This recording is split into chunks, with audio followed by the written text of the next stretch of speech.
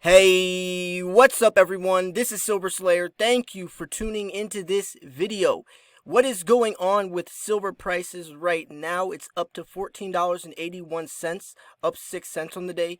Gold is at $1,703, up 90 cents. Platinum $768, and palladium $1,785. Green across the board, so it's looking good. Have we hit the bottom for silver? Are we going to see that $18, $19, $20 silver range, what they expect to see in the next 3 to 6 months, maybe even $23, $24 silver in the next year in 2021? Let me know what you think. Before we start, make sure to smash that like button. Let's see if this video can get 200 likes. Every single one of you, go like the video right now. It's the best way to support the channel, especially people like me who work day in and day out to make newest, latest, freshest content up to date, to keep you guys updated on a day-to-day basis in the world of precious metals. But with that said, the link to this article from Kitco will be in the description. Let's jump into it. Gold and silver prices are posting good gains in early U.S. trading Monday on safe haven demand amid increasing U.S.-China tensions that threaten another trade war or worse. June gold futures were last up $17.40 an ounce at $1,718. July COMEX silver prices were last up 15 cents at $15.01 an ounce. The U.S. is ratcheting up its rhetoric, blaming China for delaying reporting of the virus outbreak in its early stages, and even implying the virus could have come from the Wuhan laboratory. This escalation in U.S.-China tensions could thwart the partial trade agreement the world's two largest economies reached in January. So could this trade war start to be ignited again? What would that do to the markets? President Trump has threatened new trade tariffs and other sanctions that could be levied against China. Global stock markets were mostly down in early overnight trading. U.S. stock indexes are pointed toward lower openings when the New York day session begins. On the front burner of the marketplace this week is strained U.S.-China relations. The virus pandemic and its destructive impact on the global economy also continues in focus. Purchasing managers' surveys from around the world released Friday and Monday show unprecedented contraction in that important sector of the economies during the month of April. So, right now, we are in a very, very, very sticky situation, to say the least. If U.S.-China trade negotiations get ignited again, and if President Trump starts threatening and it gets the controversy gets kicking up, you know what's going to happen.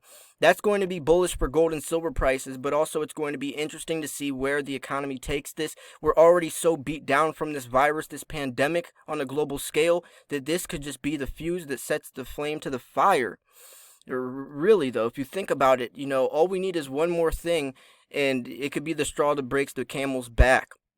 I'm curious with the 2020 presidential election coming up, what everything is going to be doing, if everything's going to fall through, what the world's going to be like in the next 3 to 6 months. It's very interesting, especially seeing how we don't even know how much longer the virus is going to last.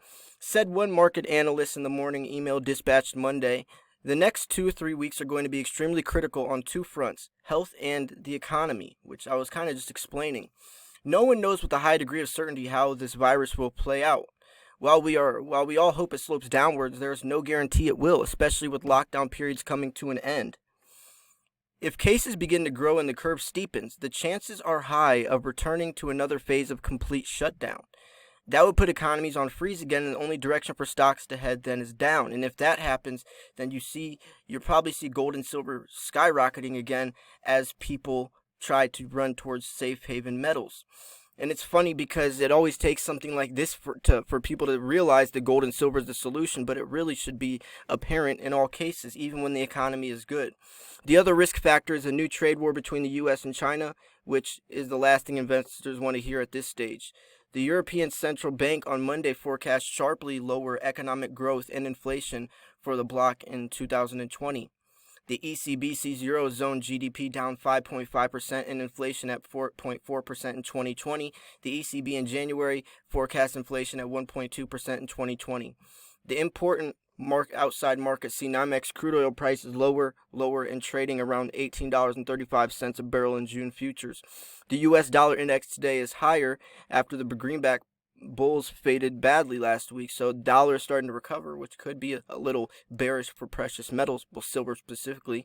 The 10-year Treasury note yielding is around 0.6% this morning.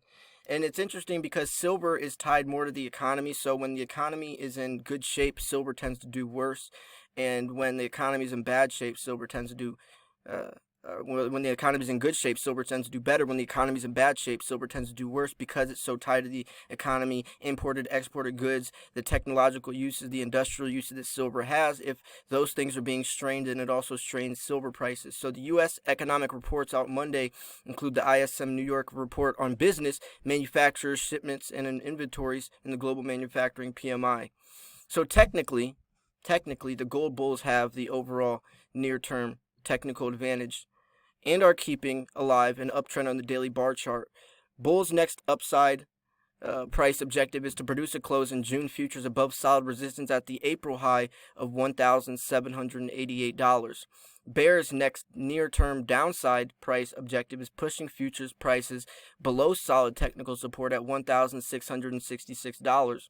First resistance is seen at the overnight high of $1,726 and then at $1,737. First support is seen at $1,700 and then at $1,676. So if you don't know this, so the resistance and support levels, a resistance level is what it's trying to break above. It's the high. So we'll say like $1,788. That's what gold needs to break above. Support is what it can't go under. So the support level is $1,676. So it can't go under this, or then it looks like things are going bad. So IM Gold 2020 production could dip below 700,000 ounces. Treasury plans to borrow a record $3 trillion this quarter. Next step for gold is to breach the $1,900 peak. Discovery Group's live webinar Thursday. Gold and silver markets start to normalize reports. So, this is going to share what's happening with gold, but I also want to mention that gold and silver are correlated to each other to some degree, but the markets are different. Gold is seen more of a safe haven metal. Gold is seen more of a storage, a safety net for the dollar deflation if you're trying to hedge, and people realize this. But silver, I think, is going to be, and this is an opinion, I think is going to start looking at more of a safe haven metal as well. Right now it's used more as an industrial metal because it's so finely intertwined in technology in the industrial side of the world. But I think as people start to realize silver's true benefit, its true potential, I think things are going to start changing for silver. I think that silver could start to have more of a safe haven demand, and that's going to drive prices much higher as well. July silver futures bulls and bears are on a level overall near-term technical playing field. Silver bulls' next upside price objective is closing prices above solid technical resistance at the April high of $16.50 an ounce. The next downside price breakout objective for bears is closing prices below solid support at $14. And we saw silver as low as $11.25 back a couple months ago. So right now silver is still fairly up, but I still think there's a long way to go. You know, just like markets were saying, the 3 to 6 month range could be extremely bullish for silver. Have we hit the bottom?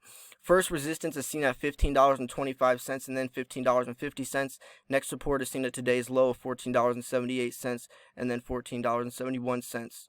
So yes, gold is still outperforming silver, but I definitely think we're going to start to see things change sooner than later. The gold to silver ratio, like I mentioned, is way too exaggerated. It's way too stretched out, and the ratio has to normalize, meaning that silver will come back up and start outperforming gold. I am curious what you think about the matter, though. Where do you think prices are headed, and why? And why is the most important part, right? We could say something all day, silver should be $20, but why? What's the reason behind it? That's why I try to give context in my videos, and that's why I love asking you, so you can answer the questions and you can complete, the situation and bring it around full circle, because sometimes a metal looks like it could be doing one thing, but then it does something completely different, and that's also because the unknown variable we have in these markets. So anyways, I'm going to wrap this video up here. If you thought this video at all was any of these informational, educational, or entertaining, please make sure to smash the like button. Also make sure you subscribe if you're new, because I post daily videos every single day.